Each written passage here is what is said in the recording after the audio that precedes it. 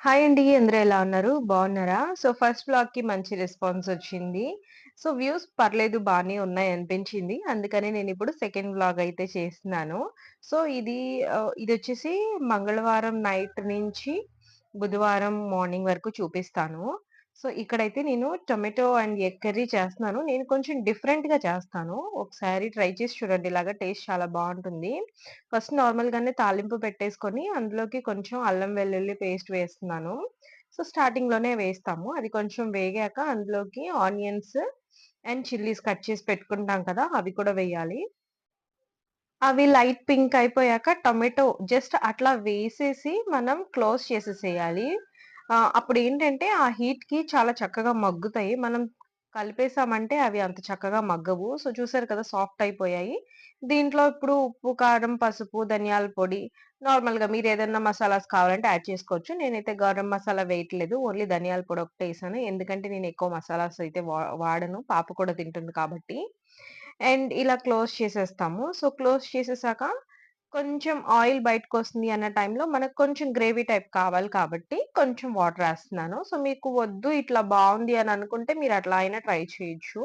So, ఇలా కొంచెం soft అయిపోయినాక మొత్తం అంతా సైడ్‌కనుకొని ఇందులో నేను ఒక ఎగ్ బీట్ చేసేస్తున్నాను. అవునండి. ఇదే మన రెసిపీలో ఒక డిఫరెంట్ టైప్ ఆఫ్ టేస్ట్ వస్తుందన్నమాట ఈ ఎగ్‌కి. సో, నాకైతే ఎగ్ ఎలర్జీ వచ్చి ఆల్‌మోస్ట్ లైక్ 7-8 ఇయర్స్ అయిపోయింది. అప్పటి నుంచి నేను ఎగ్స్ తింటలేదు. ఎగ్స్ తింటే నాకు పొట్టలో బాగా నొప్పొచ్చేసిందనమాట. ఒక చిన్న పీస్ తిన్నా నొప్పొస్తుంది. అంటే ఎగ్ తింటే వస్తుంది. కేక్స్ కానీ అలా వేరే ఐటెమ్స్ తింటే రాదు. అదేంటో మరి నాకు తెలీదు. సో, చూసారు కదా! ఎగ్ ఎంత చక్కగా లోపల ఉడికిపోయింది కదా! దీన్నిప్పుడు ఇంకొకసారి టర్న్ చేసుకుందాము. ఇప్పుడిదేంటంటే బాగా గట్టిగా ఉడుకుతుంది లోపల అండ్ మసాలాస్ అన్నీ మనకి వాటర్‌లో మిక్స్ అయ్యి ఉన్నాయి గదా! ఆ వాటర్ అంతా తీసుకొని జ్యూసీగా ఉంటుందనమాట. దీన్నిప్పుడు జస్ట్ ఇట్లా బ్రేక్ చేసుకుంటున్నాను. ఒక పన్నీర్ పీసెస్ మనం ఎట్లా బ్రేక్ చేసుకుంటాం అలా బ్రేక్ చేసుకుంటున్నాను. టేస్ట్ అయితే ఎక్సలెంట్‌గా ఉంటుంది. చపాతీలోకైతే సూపర్బ్‌గా ఉంటుంది. అండ్ రైస్‌లో కూడా చాలా బావుంటుంది. ఆహ్, రైస్‌లోకైతే ఇంకొంచెం మసాలాస్ ఏసుకోవాలి. ఎందుకంటే అందులో కొంచెం చప్పగా ఉంటది గదా! రైస్. దానికి ఇది కొంచెం కాంబినేషన్ కలవాలంటే ఇంకొంచెం మసాలా ఎక్కువేయాలి. బట్ నేను యూజువల్‌గా చాలా తక్కువ యూజ్ చేస్తాను. మసాలాస్ ఎక్కువ యూజ్ చేయను. సో, మీ టేస్ట్‌ని బట్టి మీరేసుకోవచ్చు. అండ్ ఉప్పు చూసుకొని సరిపోకపోతే మళ్ళీ కొంచెం వేసుకోవచ్చు. సో, ఇట్లా ఆయిల్ బయటకొస్తుంది అనే వరకు వేపేసి తీసేయటమే. సో, కర్రీ అయిపోయింది. అండ్ క్యాండీ అయితే ఇక్కడ డిన్నర్‌కి కూర్చుంది. తనకి ఆ కర్రీ కావాలా అంటే వద్దనింది. సో, తనెందుకనో ఒక 2 ఇయర్స్ దాటాక చాలా ఐటెమ్స్ తినడం మానేసింది. అండ్ కొన్ని కొన్ని ఐటెమ్సే తింటుంది. ఎక్కువ ఫ్రైస్ తింటుంది. తను తిన్నా, తినకపోయినా పక్కనైతే నేను కర్రీ యాడ్ చేస్తాను. సో, వెరైటీగా తను మామిడికాయ పచ్చడి తింటుంది మాతో పాటు ఒక్కొక్కసారి. అండ్ మాక్సిమం నేను క్యాండీతో కూర్చొని తినడానికి ట్రై చేస్తాము. నేను కానీ, మా హస్బెండ్ కానీ ఎవరో ఒకళ్ళు.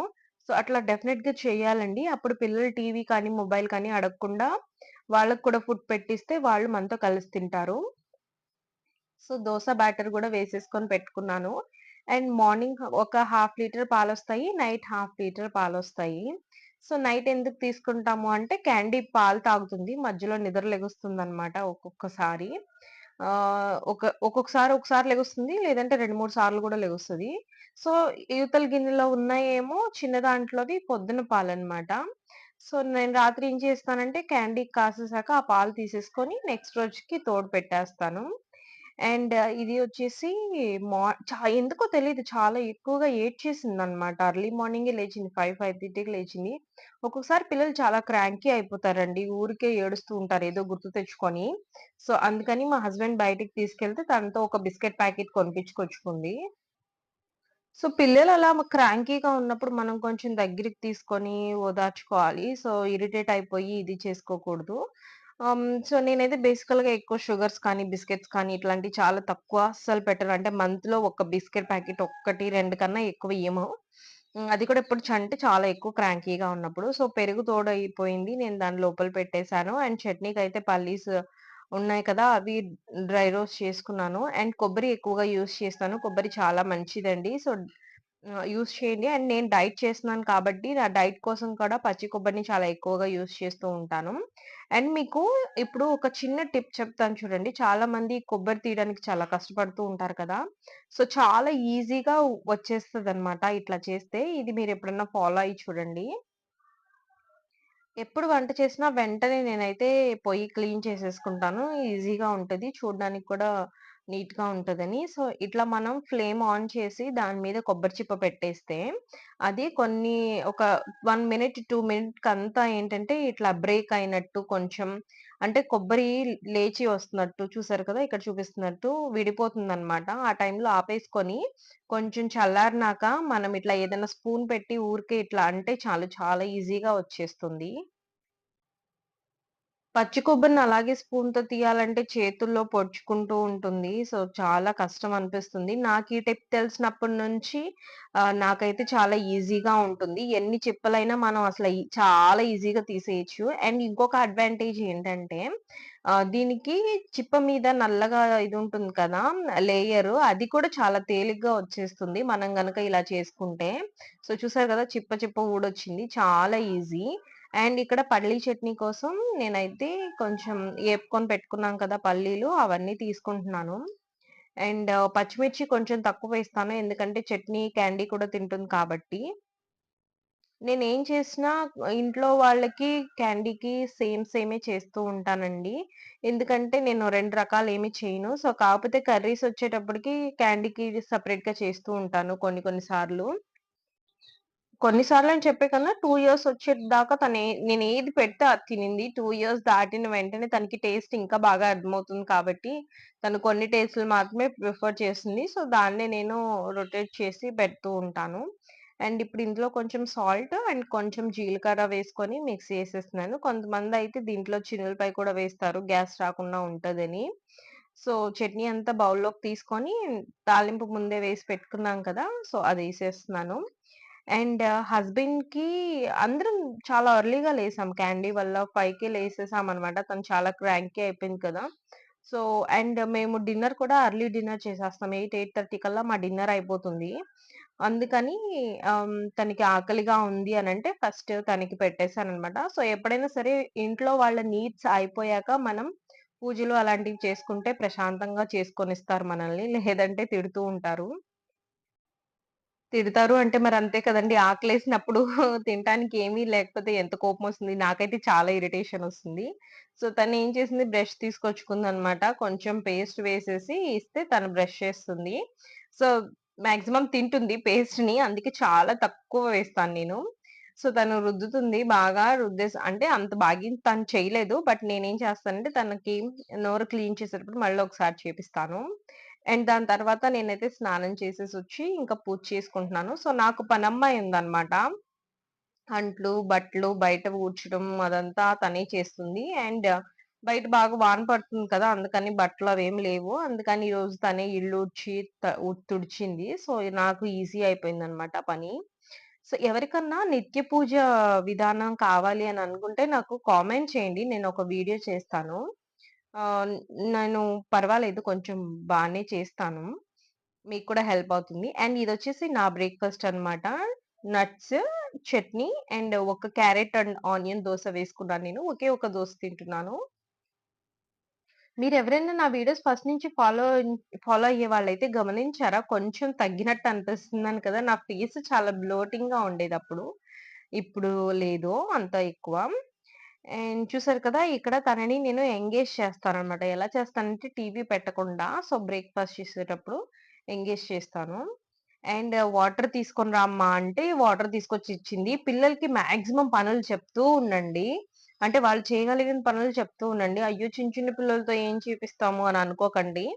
వాళ్ళకి ఫిజికల్ యాక్టివిటీ ఎక్కువగా ఉండాలి. మేమైతే చాలా ఫిజికల్ యాక్టివిటీ ఇస్తాము. సో, ఈవినింగ్ టైమ్‌లో అయితే తనకి కారు, సైకిల్ ఉంది కదా! ఇంకా అవి 2 ఎక్కి తొక్కుతా ఉంటది. ఫిజికల్ యాక్టివిటీ చాలా ఇంపార్టెంట్. అండ్ తన పీనట్ బటర్ అయిపోయిందనమాట.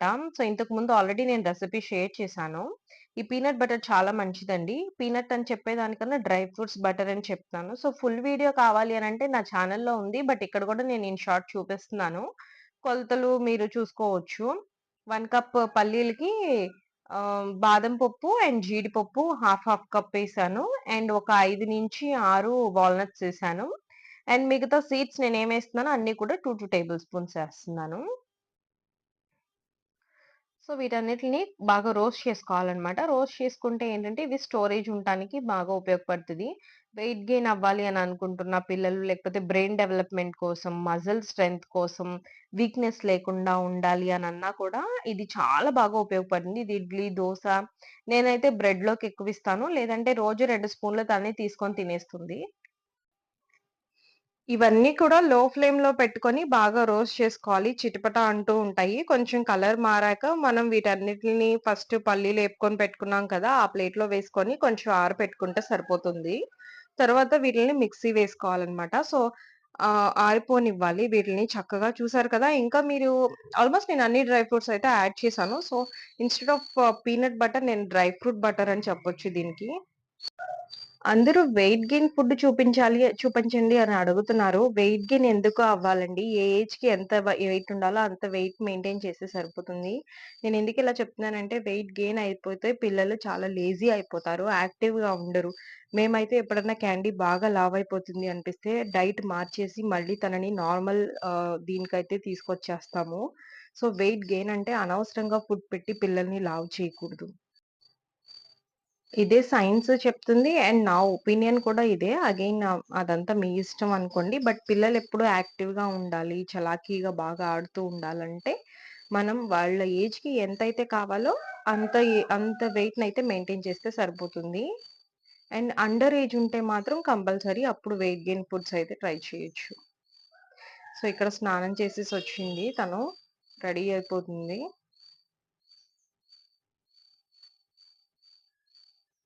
ఇవేనండి ఎంగేజింగ్ అంటే. పిల్లలతో మనం ఎప్పుడు నవ్వుతూ, ఆడుతూ ఉంటే వాళ్ళు మనతో బాగా హ్యాపీగా ఉంటారనమాట. బాగా ఆడుతూ ఉంటారు. అండ్ మనం చెప్పిందంతా వింటూ ఉంటారనమాట. సో, ఈ బొమ్మను తీసుకొని తెగ తిరుగుతది. తను బాగా ఆడుకుంటది బొమ్మతోటి. సో, మనం అన్నీ ఫ్రై చేసుకొని పెట్టుకున్నాం కదా! అదంతా రెడీ అయిపోయిందనమాట. ఇప్పుడు ఇవన్నీ చల్లారిపోయినాయి కదా! వీటిని మిక్సీ యేసుకోవాలి. వీటిలో ఏంటంటే ఒక 2 టేబుల్ స్పూన్స్ తేనె అండ్ కొంచెం కిస్మిస్ వేస్తున్నాను. ఒక పావు కప్ అన్ని కిస్మిస్. అండ్ ఇందులోనే ఒక 4-5 టేబుల్ స్పూను ఆయిల్ పడుతుంది. సో, ఇవన్నీ యేసి బాగా మిక్సీ వేస్తూ ఉంటే మనకి ఒక మంచి పేస్ట్ అయితే వస్తుంది. మీకు కన్సిస్టెన్సీ ఇంకొంచెం రఫ్‌గా ఉంది, పొడి పొడిగా ఉంది అని అనుకుంటే మీరు ఇంకొంచెం ఆయిల్ అయితే యాడ్ చేసుకోవచ్చు. లేకపోతే ఆయిల్ ప్లేస్‌లో ఘీ అయినా యాడ్ చేసుకోవచ్చు. ఘీ నేను ఎందుకు యాడ్ చేయట్లేదంటే ఆల్రెడీ వీటన్నిటిలో చాలా ఎక్కువగా కొలెస్ట్రాల్ అనేది ఉంటుంది. ఆయిల్స్ అనేవి ఉంటాయి. బట్ మళ్ళీ ఘీ ఏస్తే ఓవర్‌లోడ్ అయిపోతుంది. తినడానికి ఇబ్బంది పడతారు. సో, దీన్నైతే నేను ఒక స్టీల్ కంటైనర్‌లో స్టోర్ చేసి పెడుతున్నాను. సో, ఇదంతా ఫ్రిడ్జ్‌లో పెట్టేస్తే మనకి చాలా రోజులుంటుంది. ఒక మోస్ట్‌లీ 1 ½ మంత్ పైనే ఉంటది. బట్ నేనైతే కొంచెం కొంచెం క్వాంటిటీస్ చేస్తాను. ఒక 1 వీక్, 10 డేస్‌కి సరిపడా.